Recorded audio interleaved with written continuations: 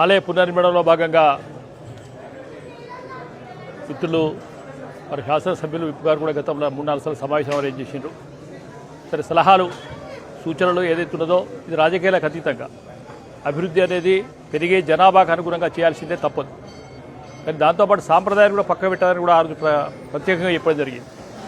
మరి దానికి అనుగుణంగానే ఈరోజు వారికి కూడా మరొక వినోదం సాధ్యమైనంత త్వరలో ఈ దేవాలయం ఇది తాత్కాలికమే ఇక్కడ ఈ అర్జీ సేవలు నడుస్తాయని మేము కోరుకుంటా ఉన్నాం.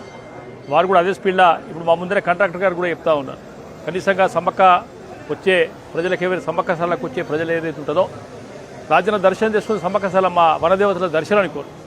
మరి దాంట్లో భాగంగా వేగరం కావాలి, చాలా స్పీడ్ కావాలి.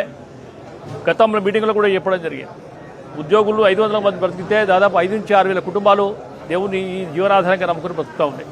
మరి వాళ్ళ పట్ల కూడా మనం ఆలోచించి త్వరితగతిన పూర్తయ్యే విధంగా కూడా రాయరాజేశ్వర స్వామి, భీమేశ్వర స్వామి వీరందరూ కూడా అనుకూలించాలని కోరుకుంటూ మరొక్కసారి కూడా త్వరితగతిన పనులు చేసే చర్యలు తీసుకున్న భగవంతుడు ప్రభుత్వానికి ఆశీర్వాదానికి కోరుతా ఉన్నాం.